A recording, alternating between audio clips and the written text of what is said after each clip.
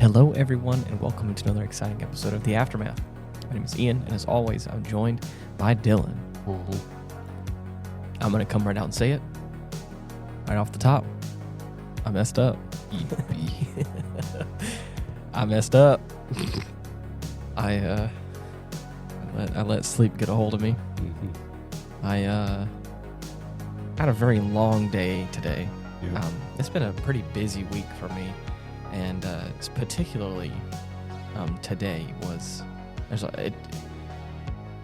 We'll get to it as the episode progresses, if Dylan will allow me. And by it, let's just say. No. It's death. My pee low. yeah. Is that it's been a heavy week. It's been one of reminiscing and one of a lot of feelings and a lot of emotions, and so I got home from work and everything else that had went on today, and I was in the process of chilling in Discord with with Dylan and friend of the show Dakota. And like a sponge, sopping wet after the dishes, Bruh, a blankie will wring out the wrinkles. I was doing one of those. My head was leaned over. Right. I was conked out, dude, and I was just there was chatter happening. Motherfucker lost And it. I lost it. I sat down for just too long, and then I was like, I felt exhausted in more ways than one, and so as I would do, I ran over to the couch and just laid down and was like, I have to. I can't. And that's exactly what I did. I sprawled out on the couch and had a little honk shoe moment. And it felt great. Yep. And here I am, revitalized. At what cost? Some would say a brand new man. All for the greater Ian. Yeah, right. And then I think Dylan joined me. Not on the couch, not in the same... In my own way. Yeah, in his own way. He also had a bit of a snooze fest. Oh, yes. My ticket was punched. Yes, and... Sleepy Time Junction I went. And you know what?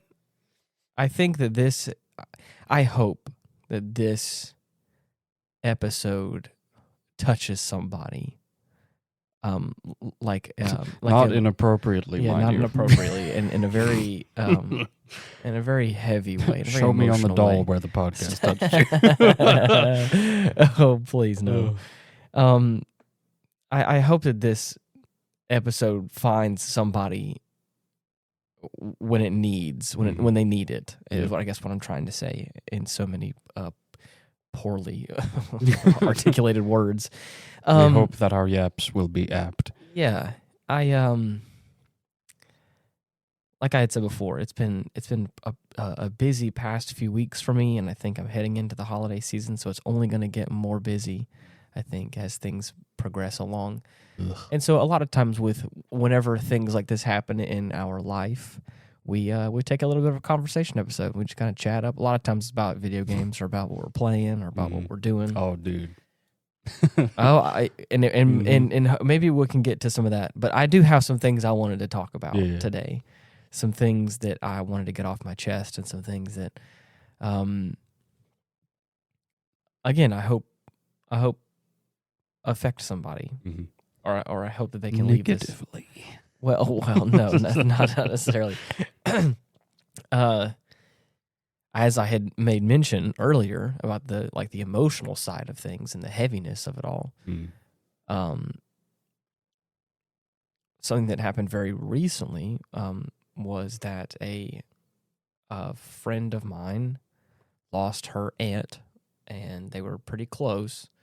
I didn't know her well at all, but she was in her 50s, so she still was, I would say, relatively young to have passed. And Way too early. Right. And I won't get into all the details and specifics, but if I'm going out, I got to be at least in my 80s. 90s. Right. And so obviously with a situation like that, this lady in particular still had her mom around, so my friend's grandmother So like that was a hard situation, and this lady had a loving family, and I got the opportunity to be there, and see all that, and it was just this. A lot of times with this kind of stuff, you go to a funeral or something, and a lot of times in the past, I haven't really been like super emotional about like a funeral unless it's been someone that's been very close to me, obviously, that are a really, really close friend gone too soon, or a family member. But like it was different in this scenario because like, I don't know. You work funerals fairly regularly in your line of work, right?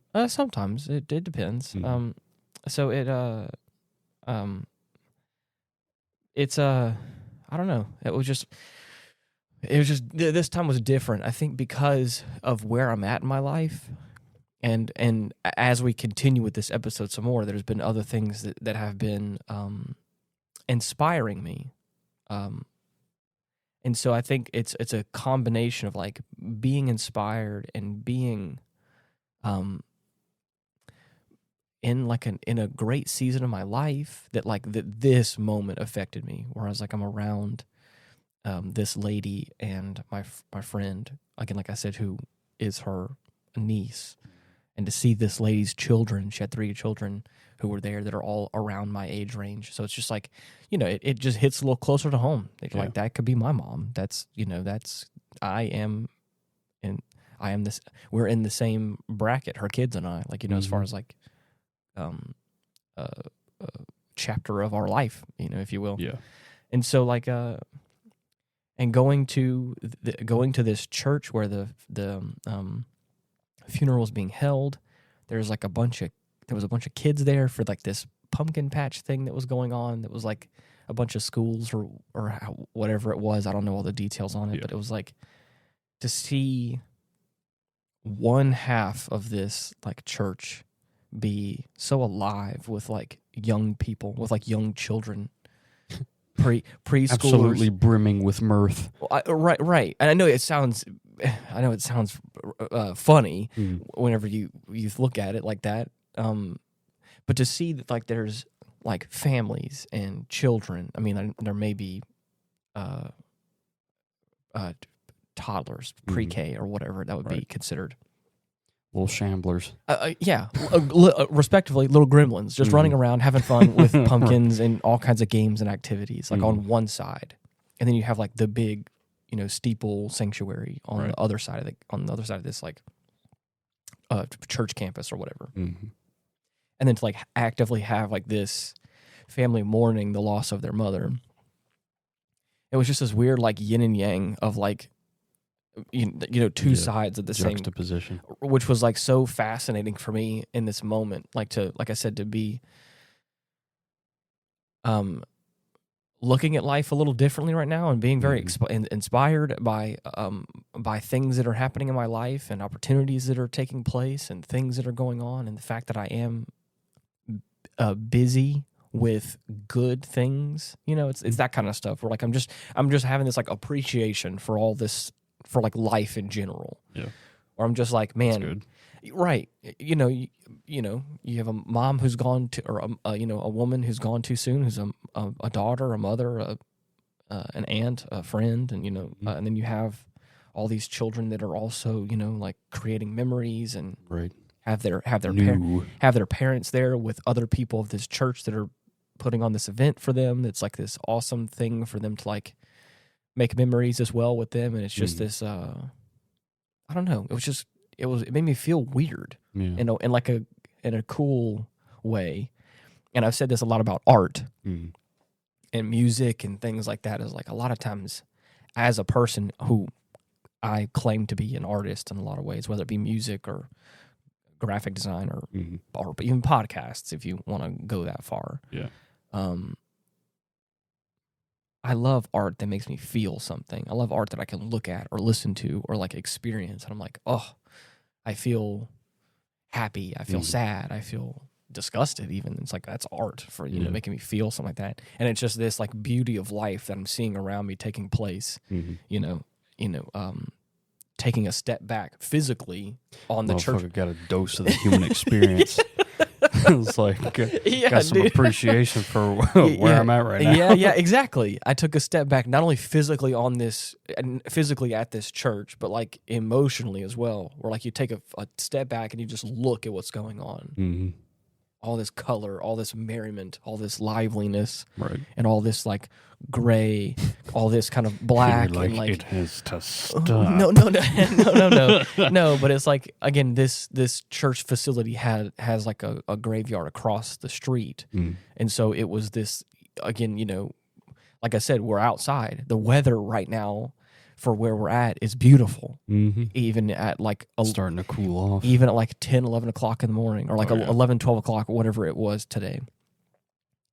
Beautiful weather outside, not a cloud in the sky, a nice gentle breeze. And again, like like I said, you just have this moment with nature, with reality, with life, in its beauty and its sadness. And it's just this cool experience. And I'm like, oh, wow. Yeah.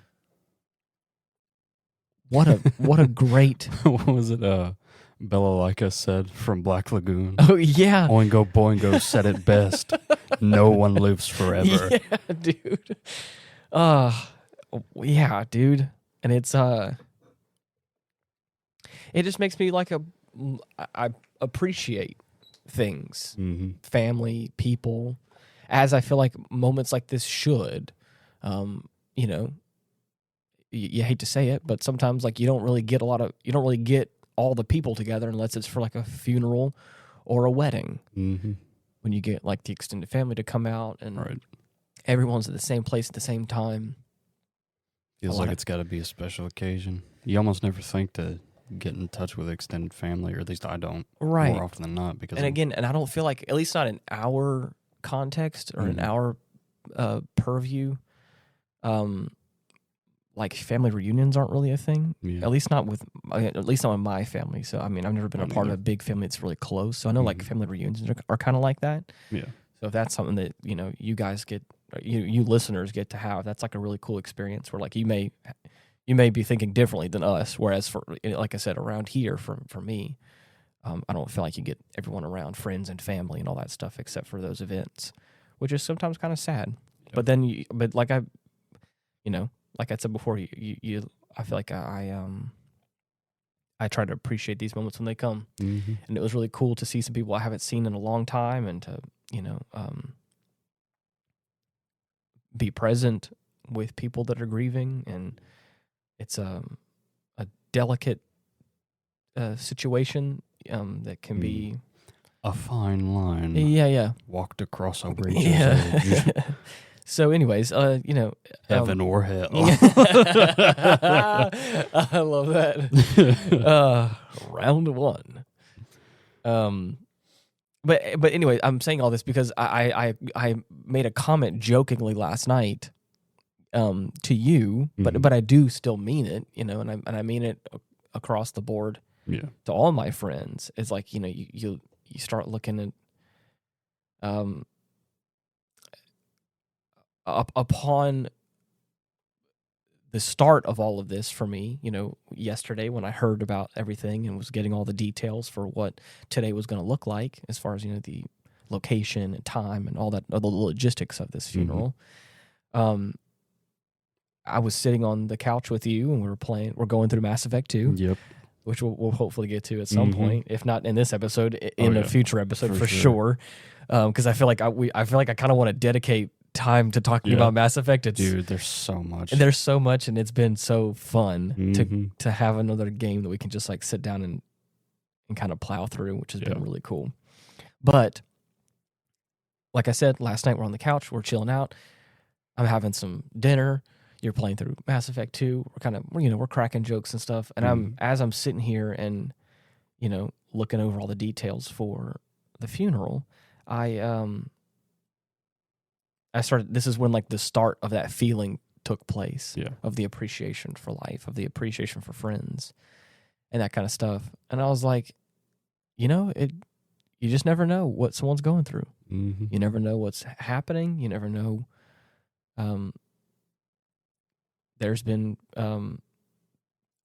people in my life personally, and I won't harp on this too much because I know it's a sensitive subject, but like there were people in my life firsthand that seemed like everything was going great in life, and then out of nowhere they took their own life. Yeah, and you're like, wow, maybe I didn't have the full picture.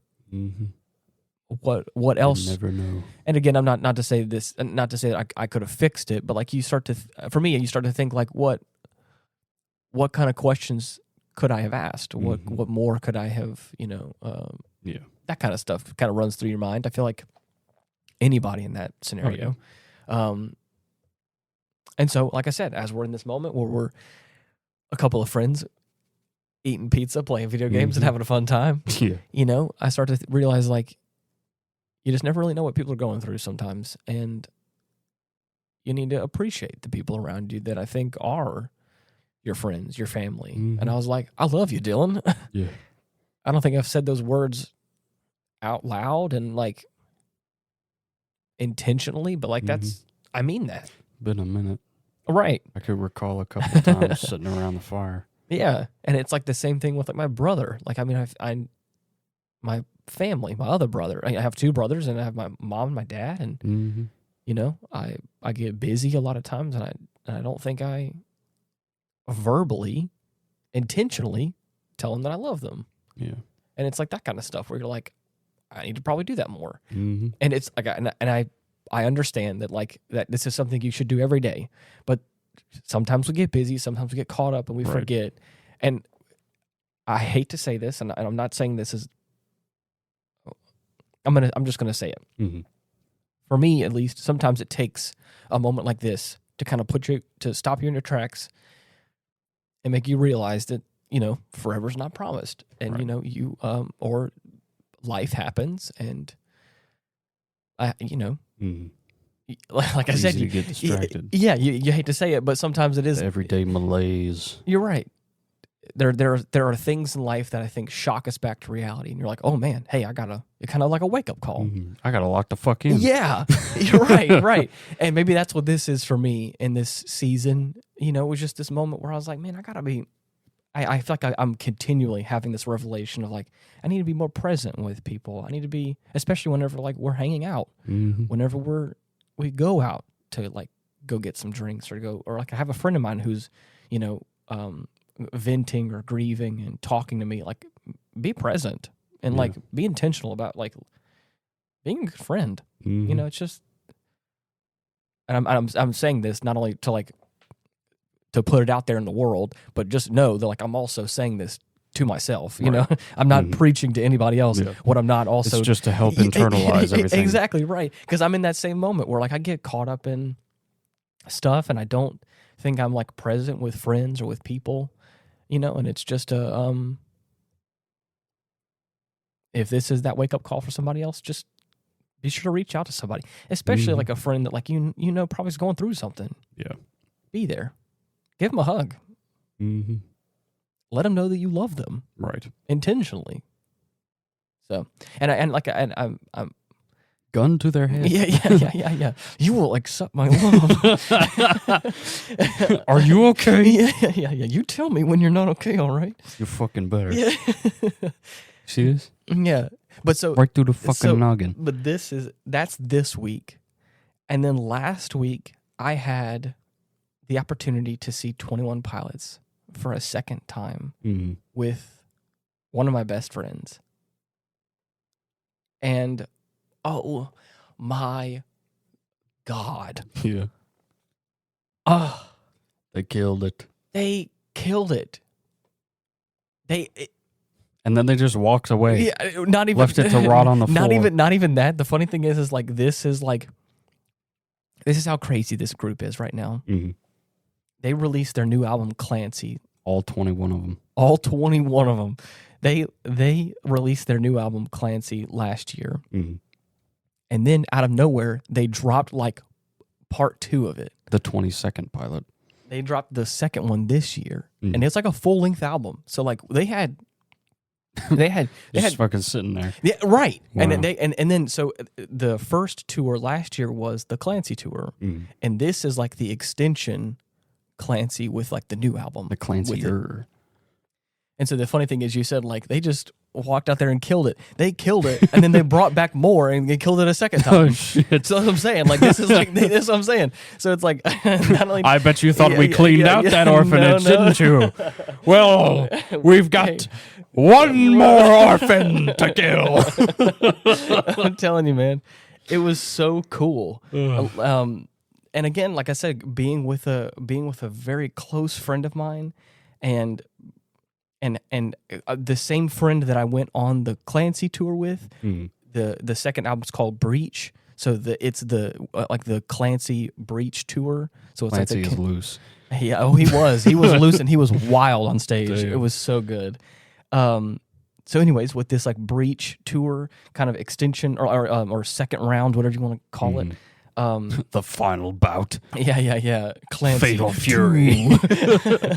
So like again, like I'm saying, I'm having all this like emotional stuff happening right now this week, but just know that is like the second chapter to this like emotional like I think I'm having this revelation and all these feelings that I talked about at the beginning 20 minutes of this episode. Because of what took place the week prior. I was with a really close friend of mine, and I had the opportunity to see a couple of musicians that we love. Her longer than I. Right. I'm a new fan to this group, and I can say that with pride. And to like have gone on that first trip and have a truly life-changing experience, and then to have gone for it a second time. And then to have like a really close moment with my friend was beautiful, I dare say, and was I should hazard a supposition, and it meant so much to me, and like, dude, to like have that. Come home, get back into the rhythm a little bit, and then have a moment like this take place. It's just like this whole, Yep. We're human beings. We're complex individuals, and like I said, I think the funeral discussion today is all chapter 2 of the story that took place last week with my friend. Revelations. Yes, we. There was a few moments where we stopped at a Buc-ee's. Of course, if you're going anywhere and you have to, and you're going to pass by one, you got to make a stop. 3-mile radius. Bottom line, bruh, you got to be there. You gotta. Best bathrooms in the business. I'm telling you, man. I'll say it. Prime shitters, dude. 100%.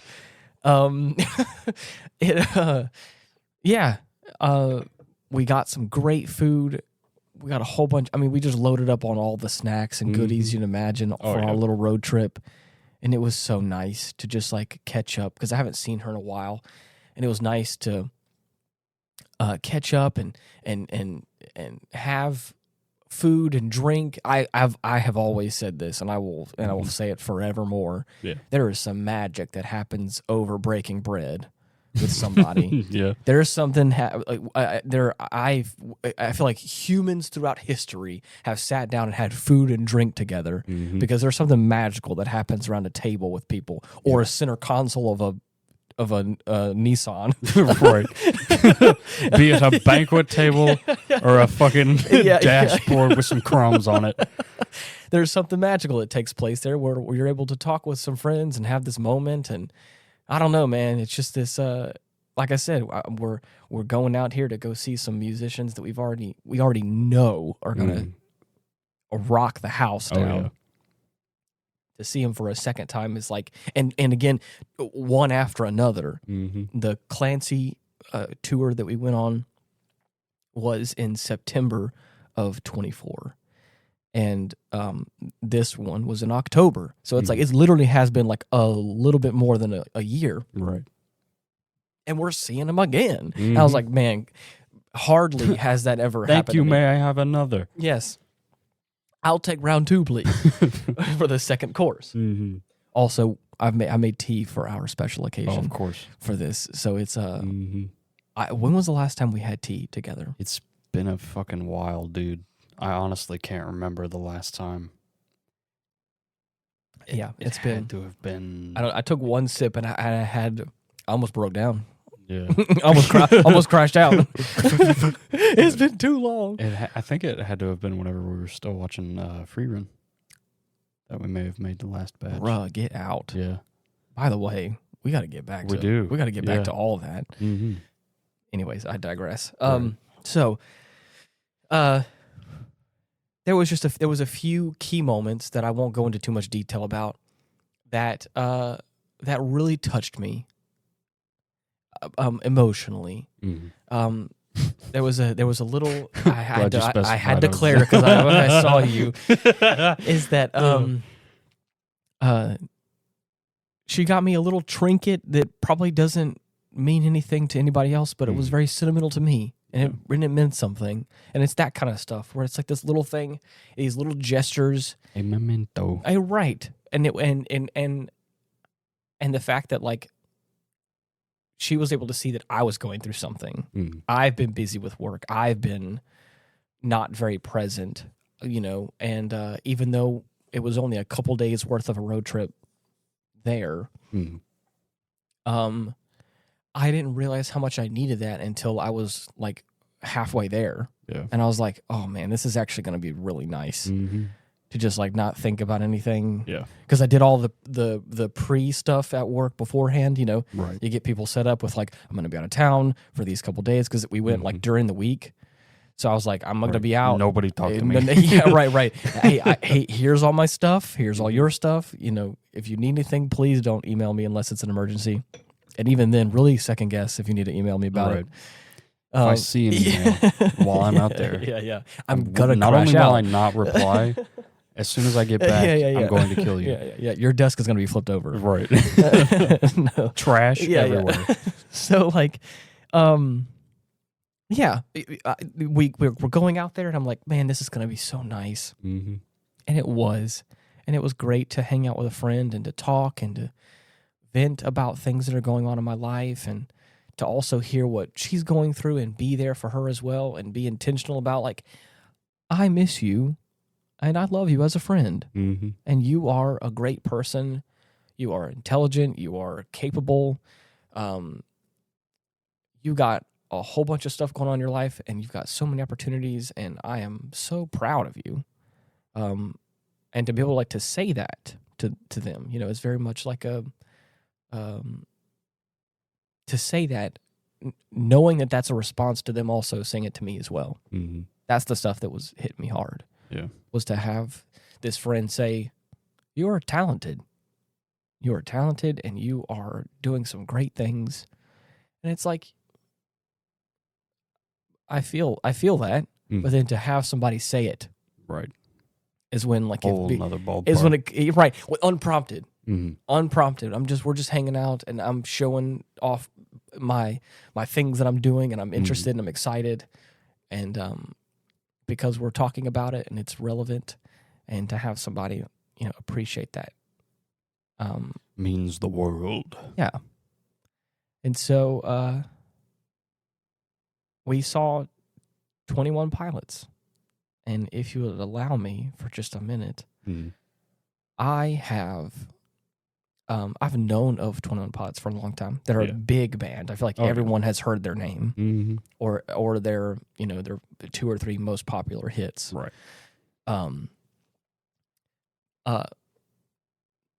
But I never really joined the fandom until a couple years back, where I listened to their album Scaled and Icy, which released like after the pandemic and stuff like that. That's when I started listening a little bit more, and kind of started appreciating the kind of more deep cut tracks and not just like the big top 5 or whatever. The basics. You're right. And then whenever Clancy dropped, it's a great album. I mean, yes, I am kind of new to the fandom, but even like just as a musician, I'm like, okay, this is some pretty good stuff. I like this.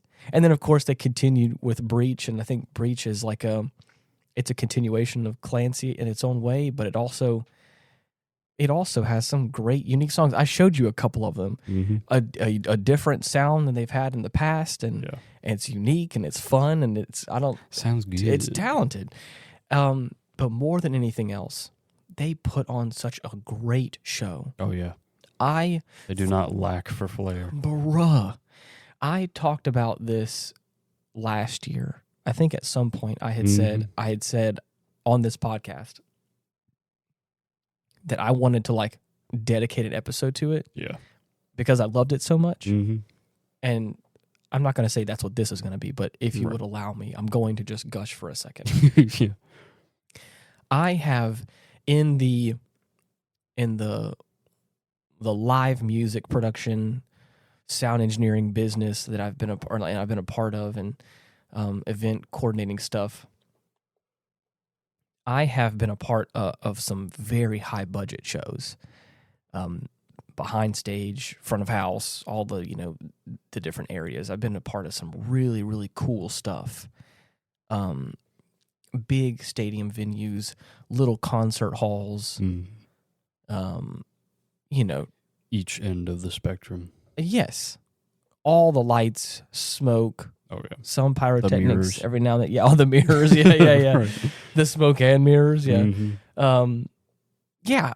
All the cues, all the stuff, everything you can imagine. Oh yeah. Many and I'm saying all that because I have played personally for some, like, as a bass player, I've played for some pretty big shows that have been so much fun.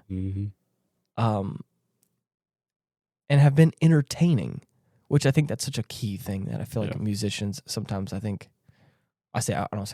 some musicians I don't think fully understand or fully grasp of, like, putting on a good show. Yes, you can just recite the music. Yes, you can just play the jam. You can hit it. You can just put it out. You can hit all the notes perfectly. If that's what you want. But if there's no feeling behind it, if there's no, like, have a little fun. Entertain me a little bit. Not to like, not to say it's an absolute necessity, but it definitely fucking helps. Maybe if it's like a cover band at like a local place and it's free, I can understand. Not so much. Just whatever. It's just no big deal. But if someone's like paying tickets to like be at this like nice big venue, you better make it worthwhile. And they're gonna come and see like your group and stuff like that. Have a little fun. You got to put some swaz on it, Gromit. Gromit. I'm not saying you have to, but like sometimes like the best shows that I've been to have been where I have been so entertained because of like what kind of crazy stuff's happening on stage or the crazy environment that's taking place. To name a few, I will never forget. And people in the rock scene, I think, don't like this so much, but I did. Yeah. I listened to a band called Nothing More, and I'll never forget I knew of their songs, and I liked their music. Anyone could listen to their music. Yeah. But going to their show and like seeing them like have this whole like drum rig thing that they could like stand on, and the lead singer is like on this fixture, shirtless, beating on drums. And there's like the bass player mounted his guitar in this like stand that they were like spinning and flipping around as they were like beating on it with felt beaters. Like they had like three different people on the bass guitar. It was just like this crazy like I was so entertained. Where I was like, I went there I paid money to see a show, and I was like, I left pleasantly surprised. Right. Where I was like, man, when that fucking Calliope music started, holy shit. They brought out the clown. Yeah. Well, I don't know about that. But yeah, like it was, I don't know, man. I was like, I left going, wow, what a cool time. In that same venue, a different occasion though, there was a band called Emarosa that like I really jive with now. They've like changed their sound. They're much more like synth pop, like 80s vibe now, kind of like funky, like really cool stuff. But once upon a time they had like a more like rock, post-hardcore, whatever kind of vibe you want to call it. And I will never forget never having heard of that band ever. Don't know any of their songs, don't know nothing. I think they were like the second artist up out of 3. So I was there for like the headliner, and they were the second artist. Bruh. The lead singer with his wired microphone threw his microphone out into the audience, jumps off of the stage, and starts like dancing and running around with us, singing his songs. Damn. He had at one point in time, the lead singer had his arm around my shoulder singing his songs while the wire is trailing onto the stage and he's looking at the band play and he's singing his songs. I know none of the lyrics, but I'm like, hell yeah, brother. Right. I'm having the greatest time. We're out here jamming and vibing, and I'm like, this guy, and he, like, I'm telling you what, he ran up and down all around that stage. Sorry, not the stage, around the venue. There was like a little like U-shaped hallway that kind of, I don't want to say hallway, but like walk through that kind of went in between the audience. Yeah. Dude was running around everywhere. Having a fun time. Meet and greet with the screamer. Dude, when I tell you, I was like, again, I left that show going, I need to know all those songs that he was singing with me. Yeah. That he was singing at me, because I was like, I don't know the lyrics. Next to me. And sure enough, like there's a couple of songs on that album that mean something to me, because he had his arm wrapped around my shoulder singing them to me, where I was like, man, how could you not? Right. And I'm saying all this because that first Clancy show, September of last year, 2024, I have never, even with everything, not even once, I have never, in all my days of being part of a production or all these beautiful shows that I talked about, I have never been so awestruck and entertained by a show, ever. And that just may be a personal thing. People may watch the same show that I did and may feel differently. Right. I went into that show knowing nothing. I was expecting, here's my expectation. Here's the bar. Right. For practically bottom floor. Not even bottom. Yeah. It's a stadium show. It was a very big stadium show. Yeah. So I know from my past history, it's probably going to be about yay on the spectrum of like, okay, again, just like with other things, like you don't adjust your expectations. Don't go to a diner and order a cup of coffee and expect the finest single origin, nicely ground coffee. You expect diner coffee is what it is. Whereas if you go to like a specialty cafe, I adjust my expectations a little bit. I'm going to probably be spending a little extra money, and if it tastes like diner coffee, I'm going to be upset. So I know from my history, okay, we're talking about a stadium show. I'm looking like about this flavor of what we're looking at. Right. Bruh, I got all that and then some. Yeah. I've never seen so much production value. There were so many cameras hidden throughout the stadium that I didn't see, that were capturing every little moment, super zoomed in, super like cinematography, truly, as far as like where the placements are at, and like the video effects that are taking place, the overlays on the cameras. It was just bonkers. It was phenomenal. Yeah. And there were two moments that they did this where it was like a gotcha. Like the artist was over here on the stage and they would somehow disappear and appear on the other side of the stadium. And I was so dude, I was so fucking magic. Yeah, straight up. There's a moment where, and again, I think I understand how they did it now, but in the moment, I'm like, there's the singer. He does a crazy thing, and then he's literally across the stadium in the nosebleeds. Right. Which I'm like, and I mean, it's instant. Lights shut off, spotlight turns on, literally that fast. Where you're like, there's no way he could have gotten across, 10,000 people that quickly. There's like a one of those like risers in the middle of the stage. And the lead singer Tyler has like a mask on, and he's doing his like rap portion, and he has this really cool microphone that like the grill has like a light on it, so it's like glowing yellow, and it's a red microphone that has like a red cable that goes all the way down. Yeah. So like the show starts off, and that microphone is like hanging from like the lighting fixture. Jeez. It's just dangling and it's glowing, and I was like, bro, what's happening?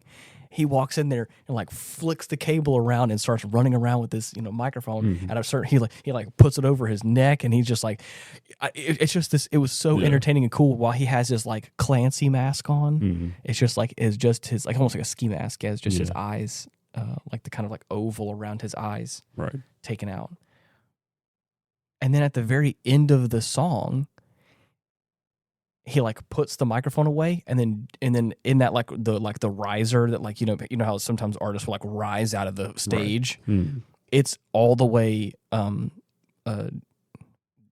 descended, retracted. Down. It's all the way down, whatever you want to call it. So he jumps into the stage, so he's jumping into the void. All these cameras are on him. So like you see him on stage, and of course I'm at like the front row of like the first section of bleachers. So like the nosebleeds, they like the bleacher section, and they have like the pit. I'm at like the front row of the like those bleachers. So I'm like, I can see him. He's not super far away from me. Right. But you see these big screens, and it's and the cameras are all on him, like on his side, where he's like looking down at this like black void, basically. Yeah. And then he just jumps into it. And so he's another like sacrifice to the gods of music. So yeah, he jumps into the pit, and then whenever he does that, all the lights go dark. And then the demon arises. No. Again, all the lights go dark, and the spotlight, and he's in the nosebleeds behind us. I turn around, and he doesn't have the thing is he doesn't have the mask on now, right? So I can see like that's actually him, and he's on a platform singing, right? And I'm like, okay, excuse me. First of all, you got me. That's cool. How the fuck? I was like, okay, but I think I understood how that one works. I was like, okay, so that one's like there's probably like a body double that was like playing that first song. So whenever he jumped, that's not actually him. But so I was like, okay, I think I get that one. That one's maybe a little bit more. The second time they did it though was with the drummer. It was like, all right, but wait a fucking minute now. Again, it was like I think they had that first time around that was like okay, I see how you did that. The second time around, they really rubbed it in. Yeah. And I was like, are you sure? Okay, so now I don't know if I know how Check that works. this number. The second time around, there's like a long catwalk. And it's one of those moments where it's like, look at what my right hand's doing, so you don't see what my left hand's doing. Right, so you don't see how the cat's walking? Exactly. So the lead singer, Tyler, is in the middle of the stage playing bass. All the spotlights are on him. The stage behind him, down the catwalk, is like pretty, it's pretty dim. Yeah. Maybe a few lights on the drummer, Josh. And there's a moment where like there's like a camera inside the drums, like between the two toms, like facing towards the drummer. Yeah. So you get like this like kind of like a up shot of him like in like between the drums. Right. And during this song, as they're approaching the end, the drummer Josh is like looking into the camera. His face is pretty close into the camera as he's like beating away at it. So it looks a bit goofy because he's big grinning. He's cheesing. Oh yeah. So like I'm looking at the drums. So again, like, I think squinted. Yeah. In a suspicious gaze. Not even. Again, at this point, how they have it lined up is it looks it's not suspicious at all. Right. So like you have all the lights on Tyler, the lead singer, right here. He's playing bass right in front of me. I mean, literally, I could throw my water bottle and hit him from like how far away I was from him. Yeah. And then like you just look back, and there's Josh in the drums, and I can see him, and he's like kind of like leaning into the kit a little bit to get his face closer to the camera, and on the big big LED walls, the huge TVs that are projecting the cameras. Right. It's his big grinning face as he's like, it's like I'm like, very funny. Right. He's like got his head stuck inside of his drums as he's playing them, basically, and I see it on the camera. None's the wiser because everything looks like it's supposed to. Right. Nothing's weird, except for when they finish the song. They finish the song, same thing happens. Everything goes dark, boom, bam, spotlight. The drummer is in the nosebleeds across the way on the other side of the stadium in a different outfit holding a torch. The drummer that I just saw, whom I thought was the same person, which again, I don't, this is where I was getting confused. Who knows at this point? Right. Was shirtless. Was shirtless and was in different pants. And now he is on the other side of the campus, not heavy breathing, not nothing, holding a torch, wearing a jacket with a hood on it. And I'm like, I will never forget that moment. I love the idea of, as you're like seeing this happen, like you're having a grand old time watching this cool show. And then they pull off their first trick, and you're like, "Oh man, that was fucking wild." Yes. They pull off the second one, and you're just like, "Okay, hold on a minute." Yes. So, and like everybody else in the fucking stadium is like hooping and hollering, having a grand old time, and it just pans to you, and you're just sitting there, fucking deadpan expression, like you can like for the rest of the show, you're scrutinizing everything, just to see what you missed. You can ask the friend that went with me. There was that moment where the first time around, I was like, bravo. That was very clever. I think I see how you did that. Very nice. I love that. The second time around, mouth agape. Right. So when are you gonna pull a fucking rabbit out of your head? Okay. I was like, for the rest of that show, I was like, I've been bamboozled. You had me. You had me in the palm. I was like, I've never been so gotten before. Right. You literally had. I was in the trap. I was sitting there like, look, like he's show's smiling. over and they were doing like a meet and greet, and you walk up. It's like, hey, so how'd you do that? And they just say sleight of hand. Like fuck off, dude. When I tell you, I was like, I have never felt like a rabbit in a trap before until that moment where I was like, I was in it. Yep. I was having such a great time. The music was so good. Everything was, again, they're putting on a great show, and then they pulled that second stunt, and I was like, I've been hoodwinked. Right. I've been bamboozled, and I love that. As a person who sometimes knows how the sausage is made a little too much. Right. It's nice, it's refreshing every now and then to go, now how in the hell? Right. How'd you do that? Now, come on, man.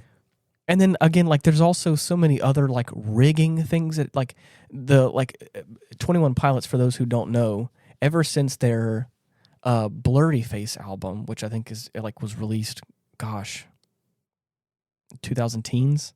Damn. They have this like story that's been like they've been like building like a whole world. It's called Dima, and there's like all these like characters, and that's kind of what like the Disappearing Act is. Is like technically the band members play like different characters, like different versions of the same person, quote unquote. That's what like Clancy is. Clancy's like the lead singer's like, I don't want to say alter ego, but like Blurry Face is an alter ego to him. So there's like there's this whole universe, this like 21 Pilots, a music universe, the mythos. Yes, and it's very interesting.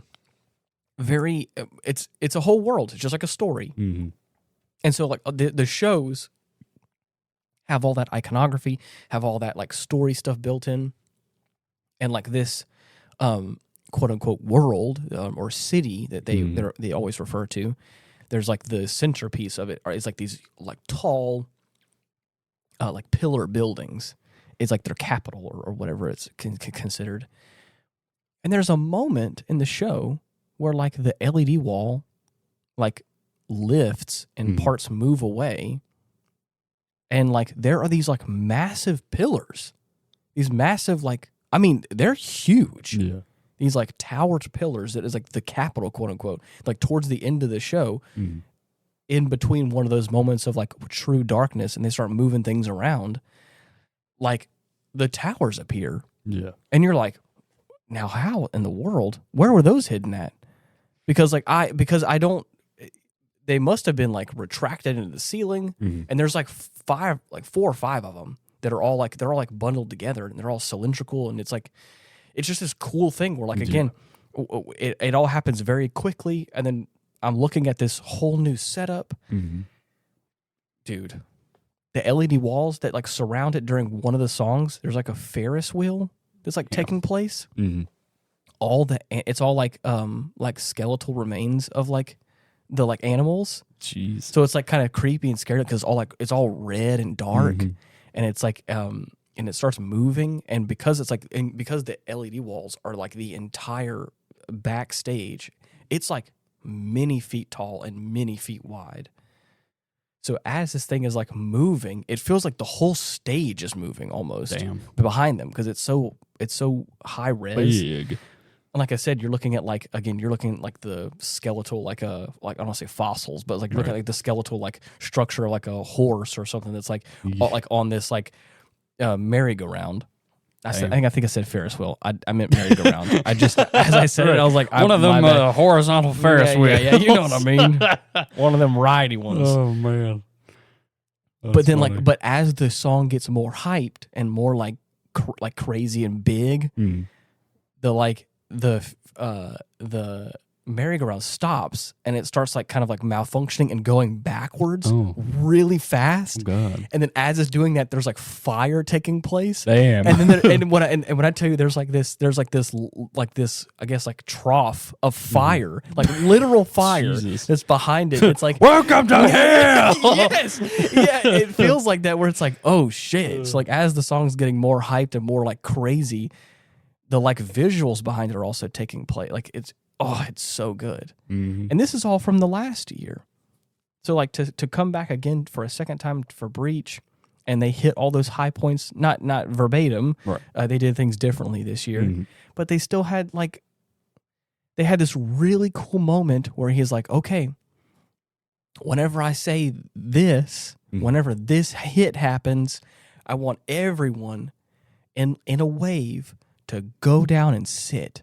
And he did it in such a way where the song's still hyped and still going, and he's okay, and then we get to this moment of the song, and then he there's this cue that happens, and it goes, and as it does that, everyone, he's anyone that's in front of you that gets down, you get down with him. Yeah. And he's I want the whole stadium to do it. Damn. And he did. So in this big wave with all of our flashlights, we all sit down, and it's just this huge wave of the entire stadium sitting down all at once. Yeah. And then the track is it's still doing its thing or whatever. Right. And he's while this is happening, he has guys in gas masks with in the circular visors. There's red LEDs behind it. Oh shit! So they have gas masks on. Right out the fucking Wolf Brigade, dude. When I tell you, it's they're and he's talking, and I think it's all reference to something. But he's if anybody's standing up, we're gonna see you, and we're gonna shoot you.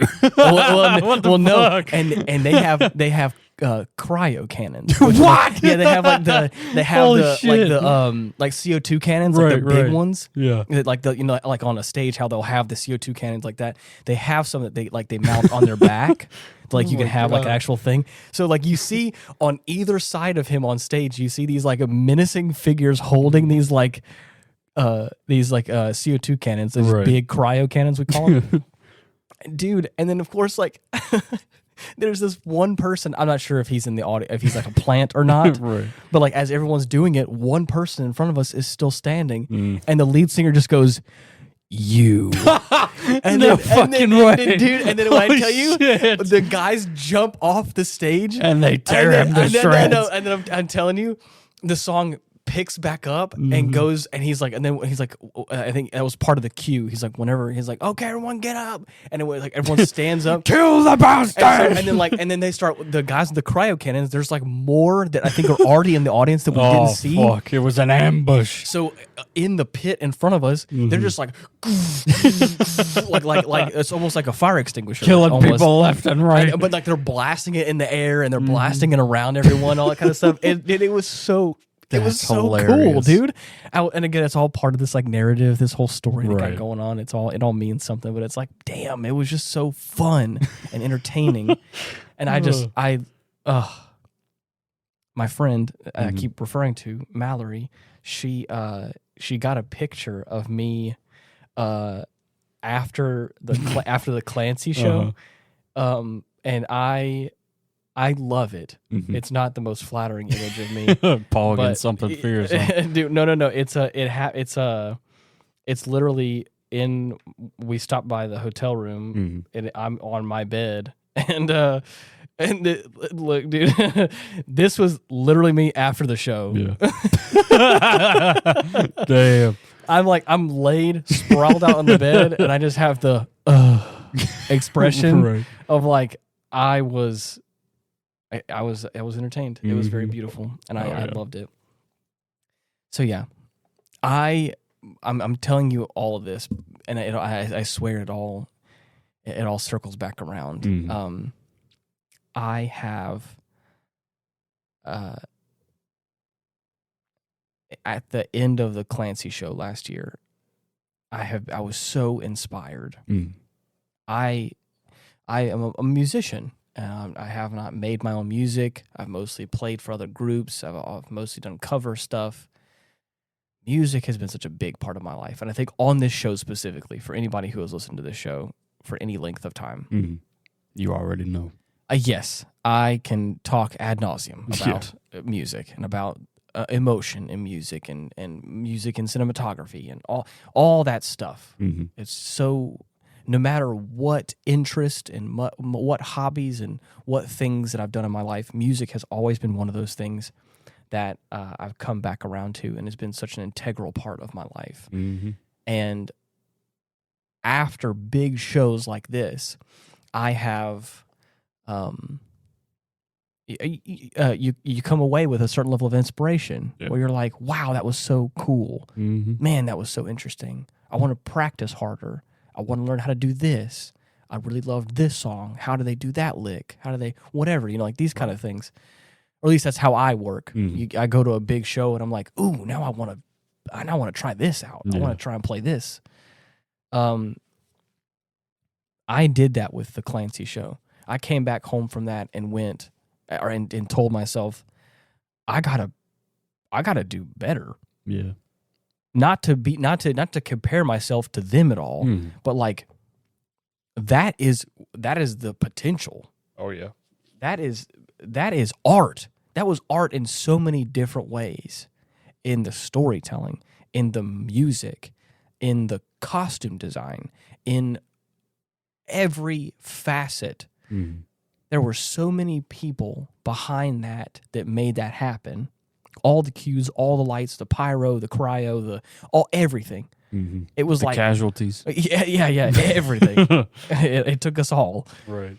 And it's like that. I want to strive to be something like that one day. I not even to be as good as that, but just to be able to entertain people like that. Yeah. Like Nothing More, like Emarosa, like these people I've talked about, where I've left a music venue so entertained, having such a great time. Yeah. And I love that. And I want to give that to people. I haven't been able to play music in like a live setting for a while because of everything else. Not like I don't do enough. Right.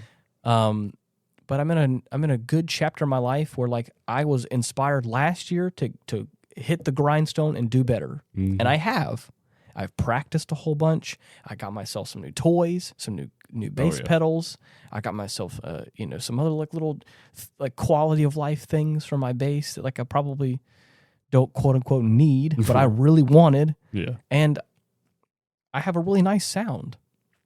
I've got really nice stuff. And I was practicing a whole bunch, and now now I'm at a point right now where there's like potentially 2 different groups that I may play for in a live setting. One of them is a little bit more, I think the band's not really made yet, so I'm still like on the cutting edge of that one. But the other one is a cover band.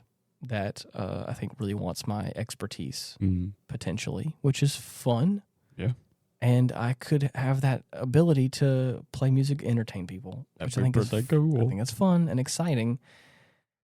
And so to have gone now, to still be riding that high from last year's Mhm. Clancy tour, and then now to go to this Breach tour,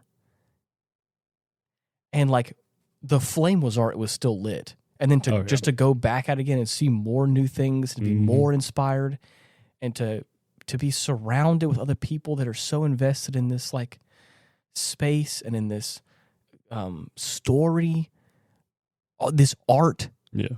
I left feeling so inspired all over again. Mm-hmm. And I'm like, man, More fuel for the fire. Yes. I haven't purchased like music editing software. Mm-hmm. What we call a DAW, a digital audio workstation in the biz. I haven't purchased one for myself before because they're kind of pricey, and some of them are like a subscription-based thing where you got to pay a shit ton of money per month, which I'm like, I just can't justify that right now. But I'm thinking about, there's one in particular that's affordable that's like a one-time fee. And I could definitely do it. Yeah. And with a couple of freelance jobs that I just did recently, one of those jobs could pay for it. And I'm about to do 2 of them. Nice. So I'm like, okay, I think I could justify. On your way. I was going to say, I think I can justify purchasing that and start sitting down and really, making some music, like tracking some things. Mm-hmm. And I was talking with my best friend, longtime friend of mine, Ben, who has like a studio space that I could like potentially set up at on a potentially weekly basis and like learn how to work this software like I did with Adobe, Photoshop, Premiere, all these other softwares that I had no formal training, but I just sat down out for hours at a time every day or every week and just fiddled around with until I got it. Mm-hmm. And then, of course, with like YouTube and tutorials and things, I've learned things along the way. But I'm like, who's to say I can't? Who's to say that like a year from now, if I like at least spend a handful of hours every week behind this audio software, that I may not be half decent at it next year. Fucking nobody. So I'm like, I think that I may not make any music that's any good. This may not go anywhere, but I am inspired. I have the funds to potentially buy it. I have a space where I can go to like focus on it and learn about it some more. And I don't want to let that fizzle out and die. Mm-hmm. I have done that I've done that with other things in my life where I have been inspired or I have wanted to do certain things and I have put it on the back burner or focused on my day job or focused on whatever else has gotten in the way. And then I've regretted it. Mm-hmm. Or I don't say regret it, but I've been like, man, how much, as a musician who's been playing guitar and bass for numerous years, since my teenage years, I know what it's like to know nothing about an instrument and then be diligent at it for a handful of years and then be decent at it. Mm-hmm. To be good enough at it where people are like, you make that look easy. Like, well, yeah, it's not through not working at it. Same thing with editing videos or all that kind of stuff.